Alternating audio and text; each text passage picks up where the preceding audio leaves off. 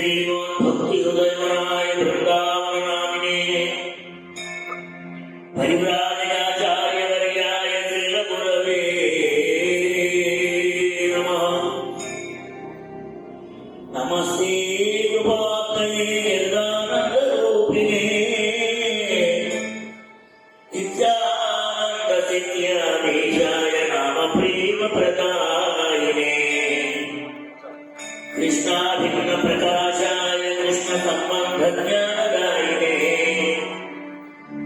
लीलापुरुषोत्तमलीलाकर्णिने नमो नमस्ते।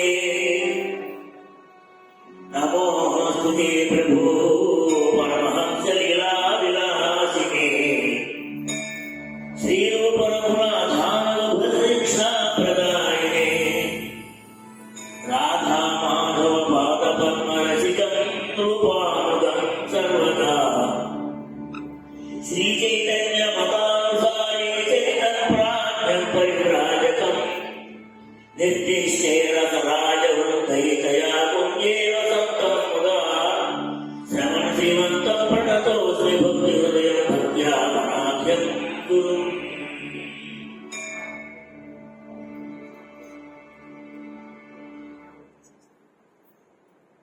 శ్రీమద్భాగవత సప్తాహ వేదిక ఆలపించినటువంటి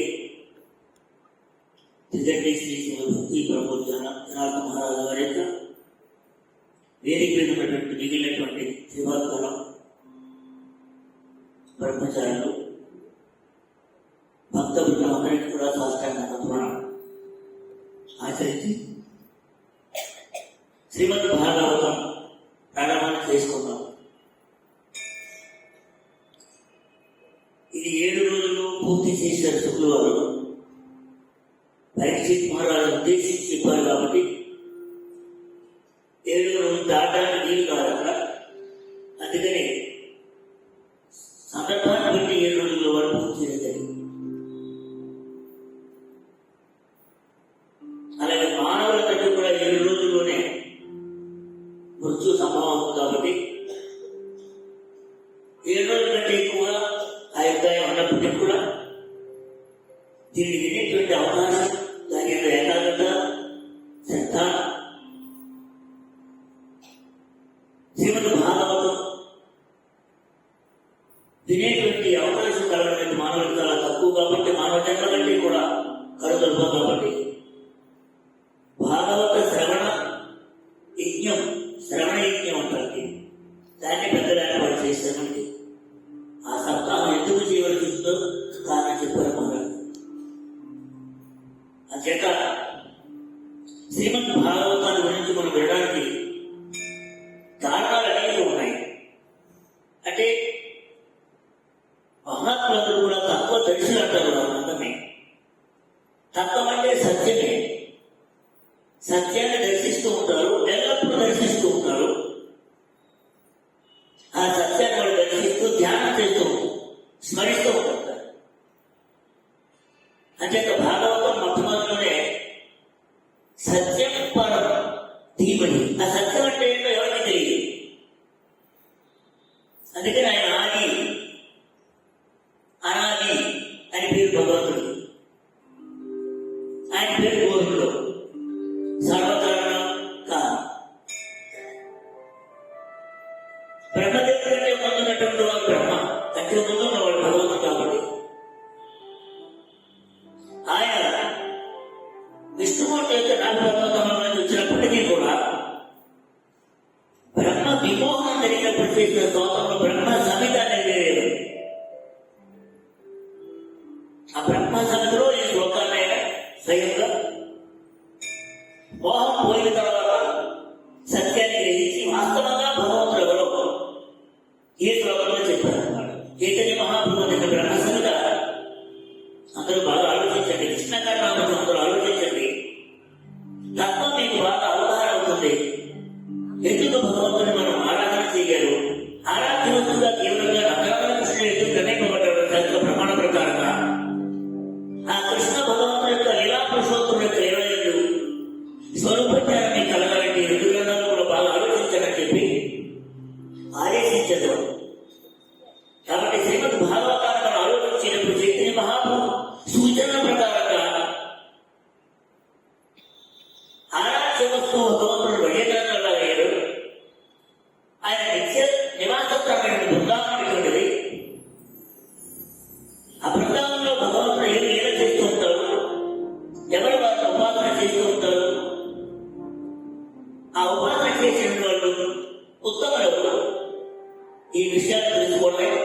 చైతన్య మహాప్రభు యొక్క ఉద్దేశం కాబట్టి నిర్దేశపూర్వకంగా ఆయన మనకు రెండే చెప్పారు.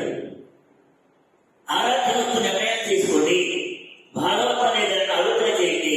అందులో శ్రీమద్ భాగవతంలో రసస్వరూపంగా అనుభూతి పొందిన గోపికను ఆదర్శంగా తీసుకోండి. ఆ గోపికల యొక్క భావామృతాన్ని అనుసరించి కృష్ణ భావామృతం అనేది ఉందో దాన్ని మీరు చేసుకుంటారు. అక్కడ మీ యొక్క సిద్ధ స్వరూపం సిద్ధంగా ఉంది. అక్కడ దాన్ని చేసుకోవడమే మీ యొక్క ప్రధాన కర్తవ్యం అని చైతన్య మహాప్రభునికి ఈ శ్లోకం ద్వారా జీవులు పొందినటువంటి ఉత్తమోత్తమైనటువంటి చరణ స్థాయిలో భగవంతుని రసస్వరూపుగా తెలిసి తాను రసంలో ఆలోచన చేసేటువంటి సేవించేటువంటి స్థానాన్ని నిర్ణయించారు. కాబట్టి ఆ సిద్ధ స్వరూపం యొక్క ఆలోచన భాగవతం ద్వారా జరుగుతుంది. కాబట్టి సాధన కాలంలో ఏదైతే మనం ప్రారంభిస్తామో ఉద్దేశంతో గమ్యమైనటువంటి మార్గం ఏదైతే ఉందో ఆ రెండింటినీ భాగవతంలో మీకు దొరుకుతాయి. దాంట్లో ఎక్కడ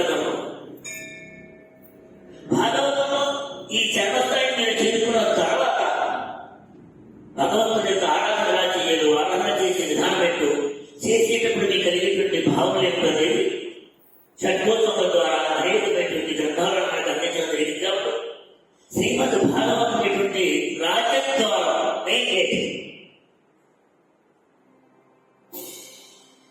రసస్వరూపంలో భగవంతుని చేరుకోవడానికి, దర్శించడానికి, ఆయన కలుసుకోవడానికి శ్రీమద్ భాగవతం అనేటువంటి ఒక ముఖద్వారం రసస్వరూపంలో చేరడానికి. అని భాగవతం ఎక్కడైతే మనకి పరిసమాప్తి అయిందో కేవలంగా రెండు విషయాల దగ్గర భాగవతం పరిసమాప్తమైంది.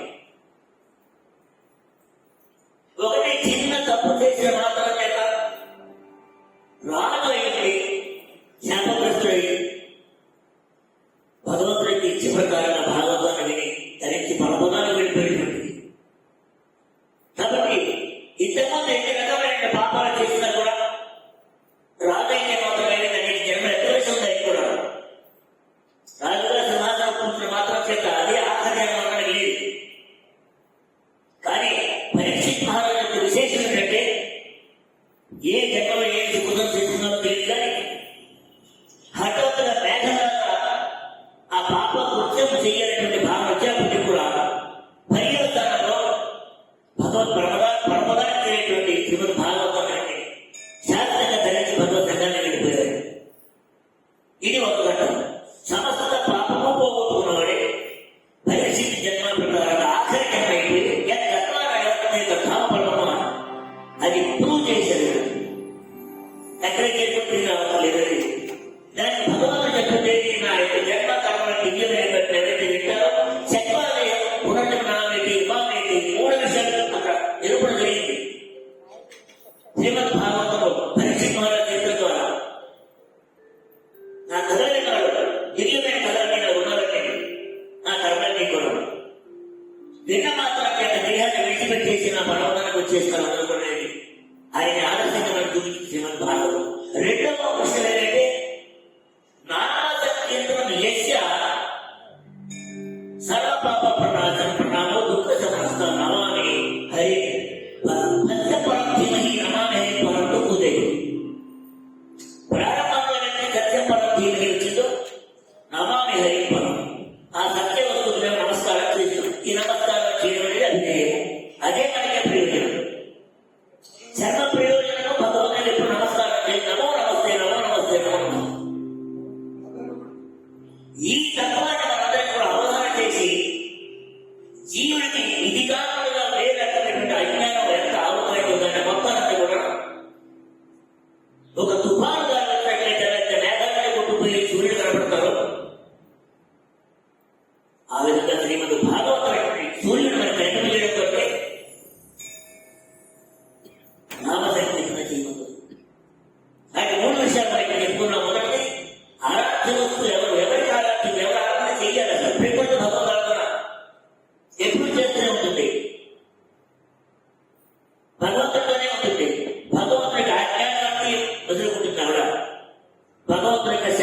ప్రవృత్తి, అది బహిరంగ ప్రవృత్తి. భగవంతుడి యొక్క రెండవ ప్రవృత్తి జీవ ప్రవృత్తి. ఈ జీవుడైనటువంటి వాడు భగవంతుడికి ఈ ప్రకృతికి మధ్యలో ఉన్నవాడు కాబట్టి తటస్థం అన్నారు. దాన్ని భగవంతుడి యొక్క నిత్యమైన లోపల ఉండే అంతరంగ శక్తి అన్నారు. కాబట్టి ఆ ప్రకృతికి ఆ అంతరంగ శక్తికి సంబంధం లేదు. కానీ ఈ జీవ ప్రకృతి అయినటువంటి జీవుడికి మాత్రం ఇటు వెళ్ళడానికి అటు వెళ్ళడానికి ఆస్కారం ఉంది. కానీ ఈ రకంగా రావడంతో ఈ రకమైనటువంటి మాయలు బంధింపబడ్డాము. అదే భాగవతం అంటే మనకి పాపం పోతుంది, పునర్జన్మరాత్మ ఉంటుంది. పునర్జన్మరాత్మ ఎక్కడ ఆ స్థానం ఎక్కడ అది చూపించేటువంటి భాగవతం. ఇక ఇందాక కృష్ణుడు భగవానుడితో ఏమని చెప్పాడు కదా, కృష్ణుడు మామూలుగా భాగవత ప్రకారంగా జగన్మూల పొందలు చూపిస్తారు మన దశమస్కంధంలో. ఆయన తీవ్రంగా నారాయణ మాత్రం స్వయం భగవంతుడుగా కాదాయించింది. ఆయనకంటే ఇంకా పడిపోయి స్వయం భగవంతుడు. ఈ స్వయం భగవంతుడి లక్షణాలు చెబుతూ గోస్వాములు 60 గుణాల వరకు మాత్రమే మనం ఆచరణ చేయగలుగుతాం ఆ నారాయణ తత్వంలో. కానీ గోలోకి కృష్ణ భగవానుడు ఎక్కడైతే ఉన్నారో ఆయన సంపూర్ణమైనటువంటి భగవంతుడు 64 గుణాలు ఉంటే ఆ 4 గుణాలు ఆయనకే తెలియవు. అందుకనే భయం స్వయం భగవంతుడు ఆయనలో ఉంది, లీలా పురుషోత్తముడుగా ఆయనలో ఉంది. భగవంతుడైనటువంటి సాక్షాత్తు నారాయణ ఏమైనా చేసిన అనేకమైన అవతారాలు ఏమైనా చేసిన అవన్నీ అగ్ర సంహారం కొరకే, ధర్మస్థాపన కొరకు మాత్రమే. అందుకని ఇంకే వస్తుంటాయి. కానీ ఈ గొడవకి హరికృష్ణ వ్యక్తులు స్వయం భగవానుడు వివేకులతో రావాల్సిన అవసరం లేదు. ఇచ్చామయ్యే ఎప్పుడైనా రావచ్చు. ఆయన వచ్చినప్పుడే చైతన్య మహాప్రభు పెట్టి ఆయన వస్తున్నారు. కాబట్టి శ్రీమంత భాగవతములకు స్వయం భగవంతుడికి ఆ తేడా ఏదైతే ఉందో అందుకే నాందాత్మజాన్ని వాడిందండి. విష్ణుమూర్తి నారాయణ నాందాత్మజాలి.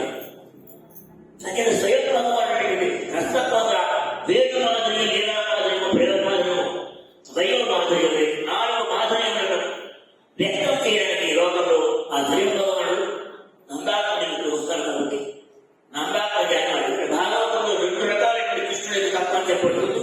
కానీ వివరంగా చెప్పలేదు, హరివంశంలో చెప్పారని చెప్పారు. కాబట్టి ప్రతి ద్వాపరంలో వచ్చేటువంటి అవతారాన్ని బట్టి స్వయం ప్రకాశమైనటువంటి వాడు విష్ణుమూర్తి వచ్చినటువంటి నారాయణుడు భగవంతుడు. కానీ స్వయం భగవంతుడు చెప్పినటువంటి ఆయన గోలోక విహారీ కృష్ణ భగవానుడు. అందుచేతనే రాజుల భాగం మన దశమస్కంధంలో ఆ కృష్ణతత్వంలో ఉండేటువంటి ఆ విభేదాలన్నీ కూడా సంపూర్ణంగా చెప్తారు. కనుక భాగవతం మనం చదివేటప్పుడు చైతన్య మహాప్రభు చెప్పినటువంటి సూచన ప్రకారంగా చదవాలని ఒకసారి నిర్ణయించుకున్నాం. భాగవతాన్ని చైతన్య మహాప్రభు ఏమి చెప్పారు దాన్ని మనం ఒకసారి వింటే ఆ రకమైనటువంటి బంధాలు భాగవతంలో మనం ప్రవేశించడానికి అవకాశం దొరుకుతుంది. కాబట్టి చైతన్య మహాప్రభు ఏదో చెప్పారు, అనేక జన్మల తర్వాత మనకి మానవ జన్మ వస్తుంది. మానవ జన్మ పొందిన తర్వాత అనేక దుఃఖాలు పొందుతూనే ఉంటారు. అన్ని జన్మల్లో తల్లిదండ్రులు ఉంటారు. కానీ భగవంతుడు చెప్పిన గురువు దొరకటువంటి అనేక ఉపదేశాలు మనకు ఉన్నాయి. కానీ నిజమైనటువంటి ఆత్మీయులు ఎవరంటే గురుదేవులు ఒకరే. ఆత్మ అంటే నావాడు, నా దగ్గరే ఉండాలి అనేటువంటి భావన ఏదైతే వాత్సల్య భావం అది గురువు దగ్గర ఉంటుంది. కానీ గురువు యొక్క సంతానం ఉంటుంది.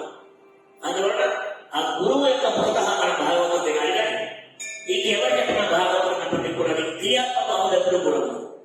కాబట్టి 7 బలరాలు 7 బొమ్మ బలరాలు 7 బొమ్మ కాదు, అది సరిగ్గా 7 అది బలరాలుతుంది. మామూలు బొమ్మ పెట్టేది రాదు, 7 బొమ్మ. కాబట్టి గురుముఖత భాగవతం తిన్నవాడికి అజ్ఞానం తిరిగి వాడి కట్టుకుని పోతుంది. ఇక భాగవతుడికి మహాప్రభు ఏం చెప్పారో చెప్పిన తర్వాత అసలు మనకి మాయ అనేటువంటి ఆట ఎలా ప్రారంభమైందో మనం చెప్పుకుందాం. ఒకటి విషయం ఏంటంటే భాగవతం అనేది 7 రోజుల్లో పూర్తి చేయాలని ఆదేశం ప్రకారం మహారాదేశ ప్రకారంగా కొన్ని వారు కొన్ని నెలలు చెప్పుకుందామని చెప్పుకున్నాం. ఈ టైం ప్రకారంగా చెప్పడానికి ఏం కాదు. కొన్ని గంటలు పెద్దగా ఉంటాయి, కొన్ని చిన్నగా ఉంటాయి, కొన్ని 10 నిమిషాలు అయిపోతాయి. అంటే ఈ గంట అవ్వలేదు మనకి మధ్యాహ్నం అవ్వాలి, తొందరగా కావాలి. మొత్తం 7 రోజులు మొత్తం పూర్తి ఎలా చేసేస్తాం. ఎప్పుడు కలిసి ఒకరు వల్ల అందులో తొక్కలేదు, భయపడలేదు, దగ్గర పెట్టుకోలేదు. భాగవతం మొత్తం పూర్తవుతుంది. అంటే సబ్జెక్ట్ లో టాపిక్ బట్టి టైం పెట్టాలని ఆ టైం ప్రకారం దీన్ని తగ్గించడం పెట్టడం అనేది జరగదు. చేత భాగవతం ఈ మహాప్రభు చెప్పారు, భక్తి అసలు భక్తి అనే మాట ఒక్కొక్క రెండో మాట వెళ్ళిపోతాం. ఆది మధ్యవర్తి భాగవతి భాగవతం చెప్పింది నీ మాట, నేను సొంతంగా చెప్పింది కాదు మహాప్రభు. విష్ణు భక్తి నిత్య సిద్ధం అక్షయ నిత్య సిద్ధమైనటువంటిది. అంటే నీ భక్తి ఉంది, నువ్వు నిత్య రూపంగా భక్తి నీకు ఉంది. దాని తర్వాత నువ్వు వేరే సాధన చేయట్లేదు. మరి సాధన ఏంటి? అది పక్కవ అపక్కవ స్థితి తప్ప ఈ రూపంలో దాన్ని బయటికి బహిర్గతం చేసుకోవడం ఇప్పుడు ఇక్కడ తప్ప వేరే భక్తి పొందడం సాధన లేదు. కాబట్టి విష్ణు భక్తి నిత్య సిద్ధం అక్షయ అవ్వలేదు. అనంత బ్రహ్మ అంటే సదే సత్య విష్ణు భక్తి. అనంత బ్రహ్మాండ ఒక బ్రహ్మాండ కాదు, అనంత బ్రహ్మాండంలో సత్యమైన వస్తువు భక్తి ఉంది. మరి ఆ భక్తి నిత్యం సిద్ధ వస్తువుని చేయలేదు, ఇంకా ప్రయత్నం లేదు. కానీ ఆ అనకమైనటువంటి సిద్ధమైనటువంటి భక్తిని ఎలాగ మనం చేరుకోవాలో చెప్పినటువంటి సాధన అక్కడ సాధన భక్తి వేరుగా ఉంటుంది, సాధ్య భక్తి వేరుగా ఉంటుంది. రెండు తెలుసుకుంటుంది భాగవతం చెప్తారు. కానీ మహాప్రణయే ఊర్జారు భక్తి పూర్ణ సిద్ధి. అసలు భక్తి అనే మాట ఎవరికి సంబంధించి? భగవతం కాదు, ప్రేమకు సంబంధించి కాదు. భక్తి అనేటువంటిది ఇటు సోల్ నిర్ణయిస్తుంది జీవాత్మ. జీవాత్మకి మాత్రమే సంబంధం, ప్రకృతి సంబంధించి కాదు, భగవత్ సంబంధించి కాదు. భగవంతుడు దివ్య లోకంలో ఉన్నటువంటి ఎవరైతే నిత్య పరికరం ఉన్నారో వాళ్ళకి భక్తి కాదు. అది భక్తి కేవలంగా భక్త జీవులకు సంబంధించింది, మనకు సంబంధించిన భక్తి. కాబట్టి అనంత బ్రహ్మాండే సదే సత్య విష్ణు భక్తి మహాప్రయోగం తల్లి పూర్ణ శక్తి. ఇప్పుడు కూడా భక్తి నిలువ ఉంది, ఆ శక్తి ఇప్పుడు దాంట్లో ఉంది. మోక్షదీయ భక్తి గోప్యపోయి నారాయణే హేన భక్తిగా జాని కృష్ణే కృప ఆగినే. కృష్ణ యొక్క అనుగ్రహం లేకపోతే భక్తి నీకు రానే రాదు. భక్తిని ఆచరిస్తున్నాం అంటే భగవద్గీతలోకి వచ్చేసి అనుకోవడం లేదు. ఎందుకని భగవద్భక్తి అనేటువంటిది పరీక్ష చేస్తున్నాం అన్నది భగవంతుడు. నీకు ఇంకా ఏ రకమైనటువంటి వాంఛలు కోరికలు ఉన్నాయో అవన్నీ భక్తిస్తూ ఉంటుంది. కానీ నిజమైన భక్తి అనేది నీకు లేదు. అంచేత హేన భక్తి నా జాని కృష్ణే కృపాగినే. నిజమైన భక్తి మనం పొందాలంటే కృష్ణ అనుగ్రహం లేకపోతే మనం పొందలేదు. కాబట్టి మత్స్య కుర్బాని అవతారంలో భాగవతం కూడా భగవంతుడి యొక్క స్వేచ్ఛ అవతారం. భగవంతుడు ఈ రూపంలో రావాలని ఎవరు కూడా ఎవరు కంపల్సరీ ఈ రూపంలో రావాలని నిర్దేశించలేదు. కానీ అవతారం కంటే భాగవతం అనేటువంటిది నిత్యమైన భగవత్ రూపాన్ని చెప్పేది అవతారాలు చెబుతుంది. కాబట్టి ఇవన్నీ అవతారంలో కానీ కళలే కానీ అంశమే కానీ స్వయం భగవంతుడు లేదు. భారతదేశం కూడా నియమకుడు ఆయన. ఆ గోలోక విహారీ కృష్ణుడు వీరందరూ కూడా నియమకుడు అయినాడు. అందుచేత ఈశ్వరుని యొక్క తత్వం ఏది మనకి తెలియదు. కాబట్టి ఎవరికైతే అతి చిక్కదో అది ఇది భాగవతం నాకు తెలిసినటువంటి వాడి చేత అది తెలియకూడదు. కాబట్టి శ్రీనాథ అనే భాగవత ప్రమాణం. ప్రమాణం అంటే అర్థం అసలు భాగవతం యొక్క అర్థార్థం ఏంటి? నిజానికి ఏమిటాయి? బాహ్యం మాత్రం ఉంటాయి కదా, బాహ్యం అనేది తెలుస్తుంది కానీ అర్థం మనకి తెలియదు. అంచేత భగవంత గ్రంథంలో అజ్ఞమై భాగవతి ఎలా ఇచ్చారనో నాకు ఏమీ తెలియలేటువంటి ఆ ఇన్నోసెన్స్. ఇప్పుడు భగవంతుడు భాగవంతుని శక్తి పొందితే దాంట్లో ఏమో లోపల ప్రకాశింపజేస్తుంది. మరి ఏముంది భాగవంతులు అనేక కథలు ఉంటాయి, యుద్ధాలు ఉంటాయి, దాంట్లో శాపాలు ఉంటాయి, రకరకాల ఇబ్బందులు ఉంటాయి, మరమరిస్తూ ఉంటారు. భాగవతం అనేకమైనటువంటి మొత్తం కలిపేటువంటి ఒకటి సంపూర్ణ జ్ఞాన గ్రంథం జ్ఞానికై. కానీ ప్రేమమయ భాగవతం శ్రీకృష్ణే రామ శరీరంలో కూడా అంగమైతే ఉన్నాయో అలాగే స్కందం ఉంటాయి కదా, అవన్నీ కూడా ప్రతి అవయవంతో మీకు ప్రేమ కలిగించేది. ఇది ఒక రహస్యమైనటువంటి విషయం. భాగవతాన్ని భగవంతుడితో స్వరూపం చెప్తుంది కదా, అందులో పాత్రలు ఊరువులు తర్వాత నాభి తర్వాత నక్షత్రం తర్వాత ద్వాసులు తర్వాత భగవాన్ ఉంటాయి కదా. ఈ అవయవంలో కూడా భగవంతుడి యొక్క భాగవత స్వరూపంలో ప్రతి అవయవంతో కూడా ప్రేమమయమైనది. అందుకనే గోపులందరూ కూడా మనకి ఆ ముఖాలను వర్ణిస్తుంటారు, నక్షత్రాలు వర్ణిస్తారు, పద్మాలు వర్ణిస్తారు, హస్తపద్మాలను పాదపద్మాలు వర్ణిస్తారు. ప్రతి అవయవంతో మీకు ప్రేమ కలగాలి. మన భగవంతుడు భక్తుని ప్రేమ అంటే వేరే ప్రేమ వస్తువులో ఉందనుకుంటాం. కానీ ఆ ప్రేమ అనేది ప్రతి భాగంలో ఆ యొక్క సమస్త అవస్థ అవయవంతో కూడా అందుకని రూపప్రేమ కలిగించేది మనకి భాగవతం. రూప అనుభూతి అంటే భగవంతుని యొక్క రూపం ఏదైతే ఉందో ఆ రూపప్రేమ నీకు బుద్ధి ప్రేమ కలగాలి. అప్పుడే భగవంతునికి ఆరాధ్యం అవుతుంది. నువ్వు చక్ర పెట్టినా బొమ్మ పెట్టినా మాల పెట్టినా కూడా సర్వాలయంతో సౌందర్యంతో రావణ్యంతో భగవంతుని యొక్క ప్రేమతోటి సర్వైన ప్రేమ కలిగింది. కాబట్టి ప్రేమమైన భాగవత కృష్ణ అనుభవ గోప్య కృష్ణ సంఘం.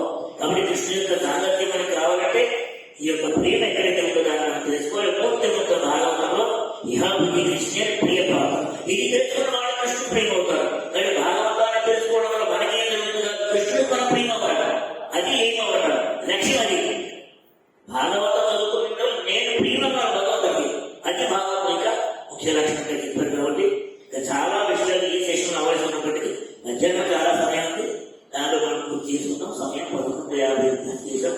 వాంఛాలను